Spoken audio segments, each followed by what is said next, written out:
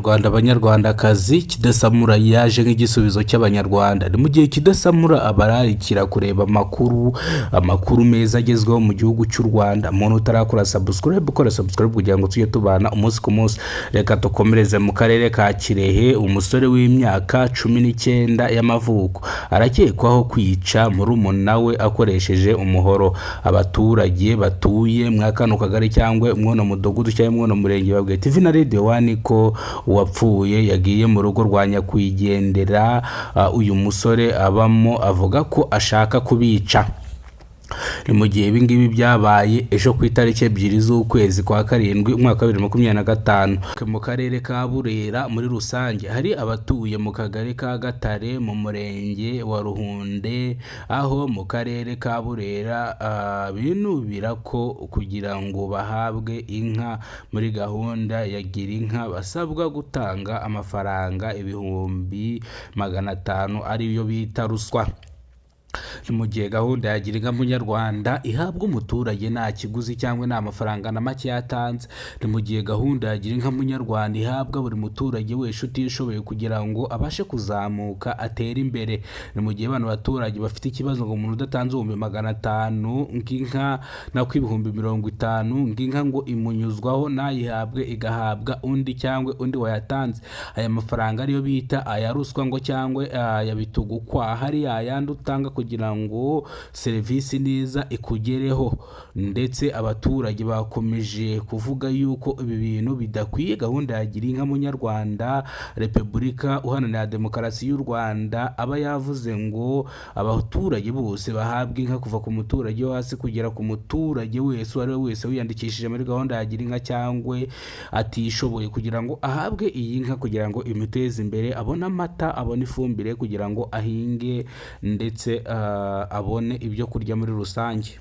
Reka twikomereze n'amakuru yacu, reka tuyarambure.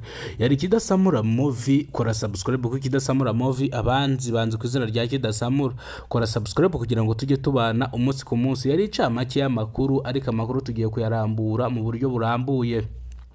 Kirehe, umusore w'imyaka 19 y'amavuko arakekwaho kwica murumuna we akoresheje umuhoro.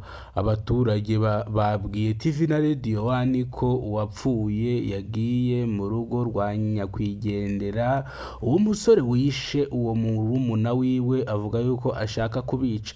Ni mu gihe bakomeje babyita imikino cyangwa babyita gutebya, birangira uwo musore abikoze. Ni mu gihe uyu musore bavuze ko afite ikibazo cyo mu mutwe atuzuye, ariko no musore yagiye gukorerwa isuzuma cyangwa ubugenzuzi barebe ko nta kibazo afite mu mutwe, ariko ntago byabura kudahanwa kubera ko yishe umuntu, agomba kujya kubihanirwa. Reka tugaruke mu karere ka Burera. Hari abatuye mu kagari ka Gatare mu murenge wa Ruhunde mu karere ka Burera abinubira ko kugira ngo bahabwe inka muri gahunda ya Girinka basabwa gutanga amafaranga 50,000. Ayo mafaranga ariyo bita nka ruswa cyangwa bitugukwa. Ni mu gihe gahunda ya Girinka Munyarwanda ihabwa buri muturage wese utishoboye kugira ngo azamuke ave mu bukene agere mu bisubizo cyangwa igende imuteza imbere.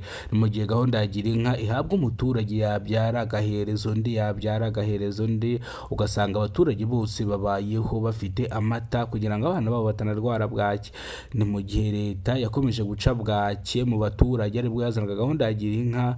Buri muturage wese agomba kuba afite inka imuha amata yo kunywa ndetse ikamuha n'ibishingwe kugira ngo ahinge yeze cyangwa ahinge asagurire n'amasoko. Ni mu gihe abaturage bakomeje kwinubira bano bayobozi bo mu nzego zitonya z'ibanze bakaruswa kugira ngo bahabwe zino nka. Reka twigarukire mu karere ka Musanze, ariho biri kumvikanwa amakuru atari meza. Abatuye mu murenge wa Gashaki aho mu karere ka Musanze batewe impungenge no kuba bari kujya kwivuza amenyo mu bavuzi ba gakondo, bitewe n'uko bamaze imyaka 4 basaba guhabwa umuganga w'amenyo kugira ngo ajye abavura cyangwa ajye bakura amenyo. Iki kigo nderabuzima cya Gashaki ariko nibikorwa cyangwa ntago babikora. Ni mu gihe bano baturage bababajwe cyangwa bahangayikishije no kujya kwivuza amenyo mu bavuzi ba gakondo, ariko abakora amenyo bagiramo izindi ngaruka cyangwa bakuramo izindi ngaruka, ugasanga birangiritse cyangwa ugasanga babuze kirengera. Ndetse hari ikidasamura mu mujyi wa Rusizi.